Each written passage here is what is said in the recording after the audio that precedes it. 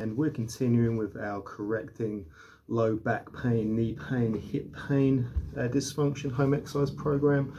So I mentioned in that introduction when we did our assessment on ourselves, I spoke about how our knees can bow in, they can bow out. Now we looked at what you need to do if you did your assessment and your knees bow inward, okay, with your heel rise as well. So you do that heel rise, knees are still bowing in.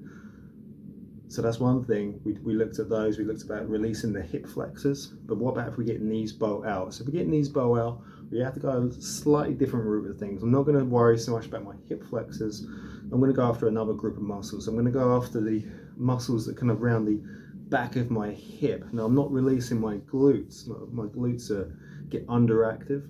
They get lengthened. Kind of in this position, this knees bow out position, they're actually in a shortened position, but they're still underactive. We've got other muscles taking on the role of the glutes, trying to do its job, but they don't do a very good job at doing it. So the glutes extend the hip. They're very, when we do movements like squatting and running and or jumping and climbing stairs, we really need our glutes to do most of the work, but they tend to shut down if we get knees bow out. So again, if we look at that, if you guys did that overhead squat and you notice this happens, so you can see that my patellas, my kneecaps aren't in line with my second and third toe anymore. So you're coming down, you kind of got this going on, and these are kind of separating. That's our knees bow out. So what we need to do is go after the muscles that work with the glutes that have kind of taken over their role. And what we're going to start off with is doing a muscle called our piriformis, and it actually sits underneath. It sits deep to our glutes. So it looks like we're releasing with glutes, but we're not. We're actually going for piriformis. So again, this is only do this if you do have that knees bow out. So what we're going to do, we're going to take our foam roll.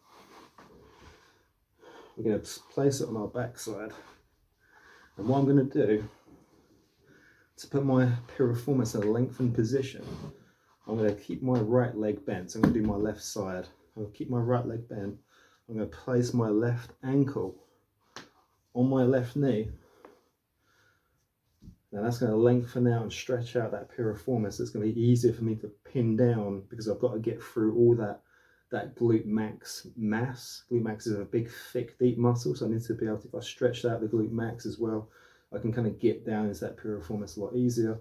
So what I'm going to do is, once I'm in this position, I'm going to search on the upper half of my backside, where my glutes are, and I'm going to start just on my tailbone, my sacrum, and I'm going to start there. So that's where the piriformis originates from, and it goes around, it inserts round onto the side of our femur. That big, you'll feel like this big bony bump on the outside of your femur, on the outside of your thigh. That's your greater trochanter.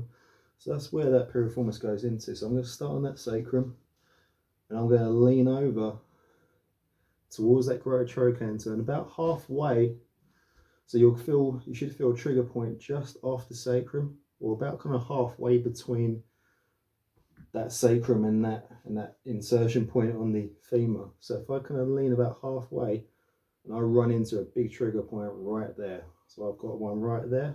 So again, same with our other release protocols that we did. We're just going to find that most tender spot. We're going to get it to a point of, mild discomfort, something that's manageable. So it's not excruciating. We can manage the discomfort fine. And we're going to hold it there for 30 seconds to 2 minutes until we get that release. Okay, so typically takes at least 30 seconds, so somewhere between 30 seconds and 2 minutes. You might find it takes a little bit quicker, so great. So we're just going to hold it there. We're going to wait there still until that starts to calm down. You feel like a release sensation has occurred. So you'll feel that intensity of that trigger point, or that feeling of tension is starting to dissipate and go away. And I can actually feel that now, starting to calm down and relax. Okay. So that's for our piriformis. So if you have those knees bow out, okay, this is definitely one that we're going to want to do. Okay. So that's the piriformis.